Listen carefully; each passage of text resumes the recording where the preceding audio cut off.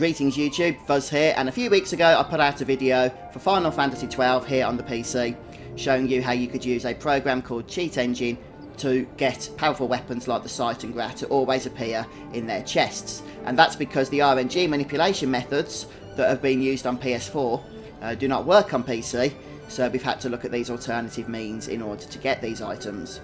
So today I'm going to go a little bit more in depth with the program of Cheat Engine. We're going to see what the table we use can do for us and how broken we can make the game.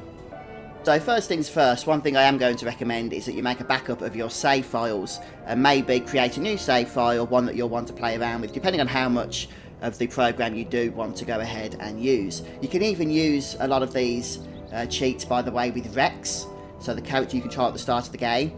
And, you know, it can be fun taking him through trial mode or whatever the case may be and taking on the 5 judges at the end in God mode.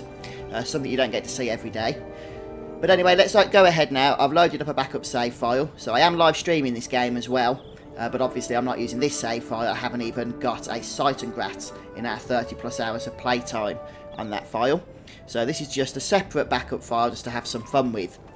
Okay, so I'm going to go ahead and bring the Cheat Engine program across here into the view of the camera, and I'll leave links to how to download this or where to download this in the description, but do check out the last video I made on this program if you want to know how to install it. But it's fairly simple. If you know how to install software, then you won't have any problems at all. But just to briefly go over how we get this working, I know it looks confusing, but it's really quite simple. We go ahead, click this little computer icon, and we need to add the game to the process as a process. So make sure the game is running in the background. Oh, one more thing as well as a little proviso. A lot of people was asking on the last video as to whether your Steam account can get banned from using this program. And the answer is, well, I'm not going to give you an answer to that question because, as with all these things, it's your risk to take. But that said, as I mentioned earlier, this game is not Valve anti-cheat enabled. So I don't see how you would get banned or why you would get banned. It's a single player game. It doesn't connect to any servers. It's only stored locally on your computer. I personally do not think there's any chance whatsoever of having any account sanctions against you for using this. That said, if anything does happen, then don't blame me. You've chose to do this and taken the risk yourself. So we'll go ahead and open the process there.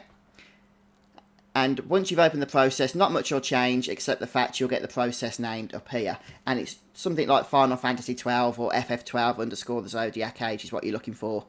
And once you've loaded the process, again, very important or the rest of this won't work, you want to go ahead and load up the Cheat Engine table for the game. Again, I'm going to put a link to that in the description. So this is a helpful table, saves us having to make our own. And that puts it down here in this white box. We're going to click it. And then we get this box that says enable. We'll click that. And then there's 2 options here. For now, we're going to start with the scripts option. And we'll click that. And we can see there's various options that we can now play about with. Now, some of these options, we can adjust the values of them. And we'll have a look at those as we get to them. But let's just talk about them for a moment so we can see what it is they do. And then we'll put them into action as well. So I've just moved over to Paramina Rift, where I can show you some enemies and what they do. So the first script modifier is damage modifier. And most of these are fairly simple. God mode, for example, means that you're not going to take any damage. And enemy damage is something I've not been able to test properly. I've tried it, but I can't seem to figure out what it does. I thought it might improve or increase the damage that the enemies do against the party, but I've tested it in many different ways and I can't seem to figure it out. Some of these, you do have to change the values to whatever you want them to be. So just double click just on the number underneath the word script here under value, and you can, you know, write in whatever figure you want or whatever the case may be to change the value. You can turn one hit kill on or off, and just use the drop down box for that. Fairly simple to do, and you can just pretty much have a look at these options. I won't show them to you because they're fairly self-explanatory. I'll turn them off for now.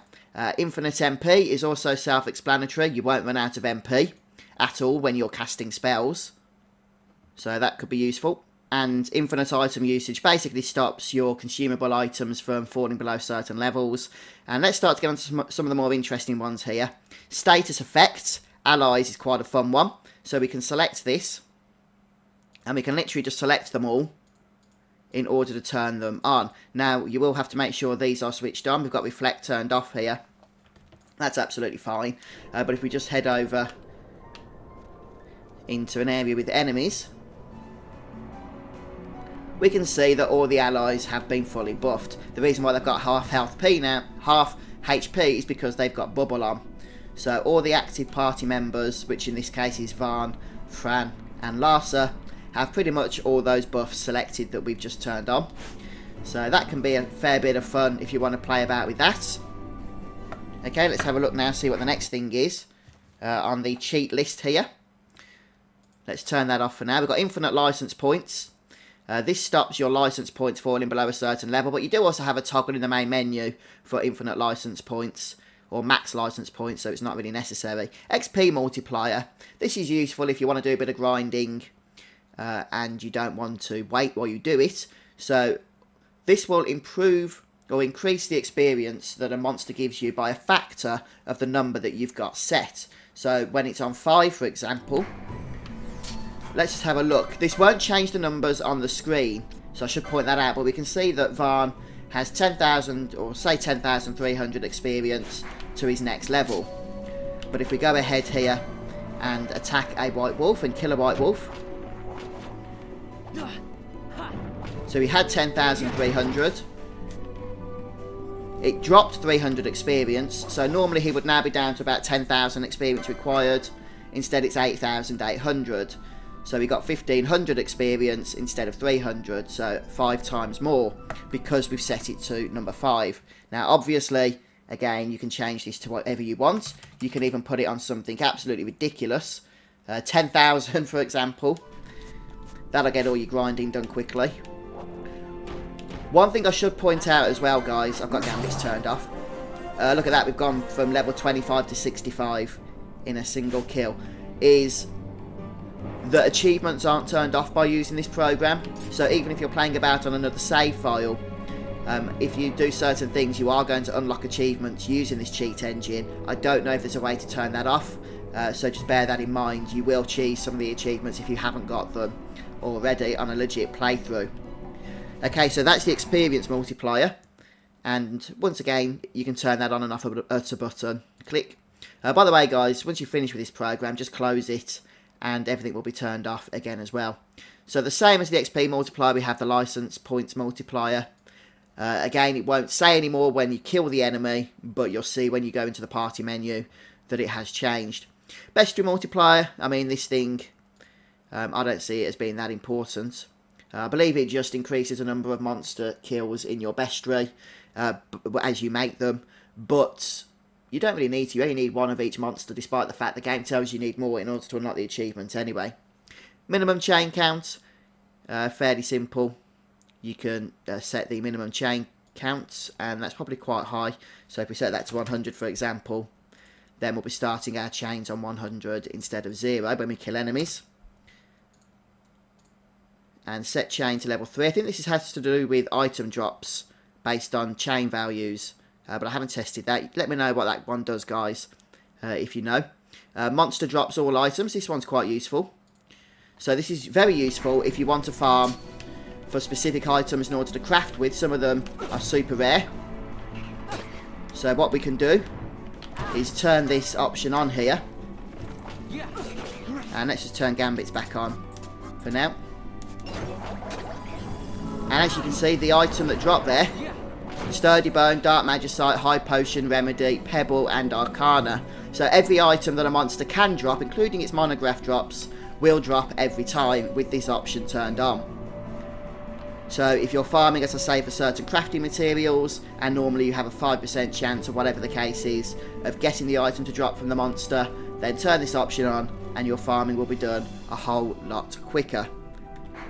So that one's going to be a nice option for many of you. And the same is true with the steal all items, 100% steal.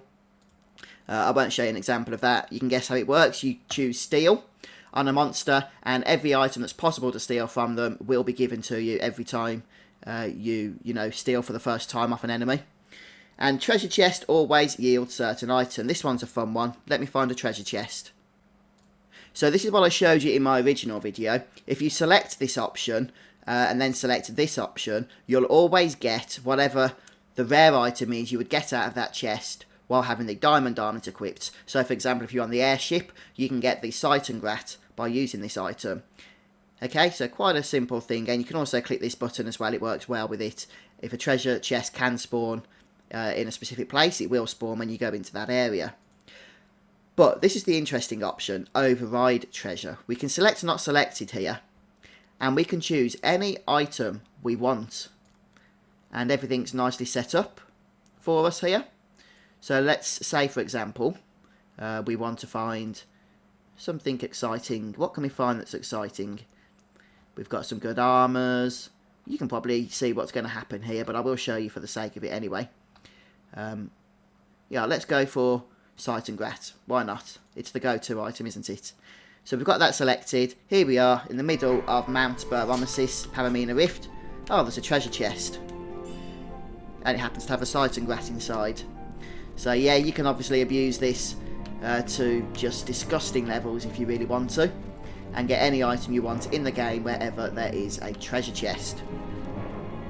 Alright, let's move on. You don't even have to find a treasure chest, guys, because this next option is going to show you how you can do the same with any shop. So you select the override shop item, and then you select this one, override item ID, and use the value here to change it to whatever you want. In the same way we just did for the chest a moment ago, any item in the game can be selected. And what's going to happen then is, I'm just going to show you first of all that I don't have the Great Trango. Okay, no, there's the Seitengrat we just looted, but there's no Great Trango in this list. But now we're going to go to a shop. Any shop will do. And we're going to buy anything, such as this ice brand here. It says ice brand has been added to inventory, but now when we head over, we can see it's actually turned into the Great Trango, one of the invisible weapons, the most powerful one-handed sword in the game, doesn't require a job, very, very nice to use. And we can literally buy any item and repeat that process as many times as we want. So let's go, for example, it doesn't even have to be a weapon, this Jiu-Jitsu G. Let's buy 8 of them, why not? And now if we head down to equip, we've got 9 Great Trangos. It really is that simple, absolutely sickening. And that's the final option, so let's go and put some of these into use now, shall we? And see what we can get up to. Okay, so I've loaded up Reks, so we can have a play about with some of these features here. I've put a lot of status effects on him, God mode, etc, etc. And yeah, Reks is a little bit annoying because you have to manually attack. But we can pretty much now just go through the entire of trial mode with Reks. At least that's the working theory. And any level that we do, any enemy that we do, is not going to stand a chance against us with our 133 hit points. And let's just see what we've got here in terms of black magic. Doesn't really matter. We can even give him some other abilities as well. So I've gone ahead and added a load of items. So now, if we go to item, and we should only have to do this once, it should remember the position. We can do something like Scade, for example. And just one-shot everything in sight. Alright guys, so in about 5, maybe 6 minutes, I managed to get Reks into the 40s now of trial stage. And this is really just to show you what I mean when I say if you're not careful, you can really break the game. Because it's literally that simple. There's just no challenge once you've got all these options turned on to any of this at all. You can one-shot everything. And even though Reks loses health from time to time, he can't die.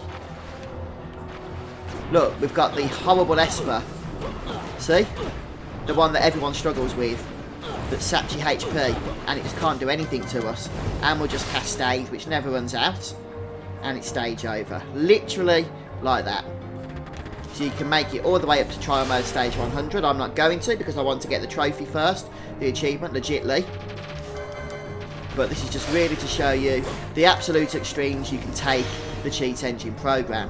And you really can take it to these extremes.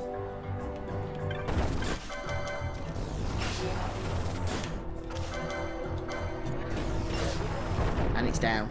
So all those Scades we cast and we've still got 50. We'll always have 50. Most of these places you can just one-shot. As long as you get everything in the AoE, you'll be moving on to the next level. It's as simple as that.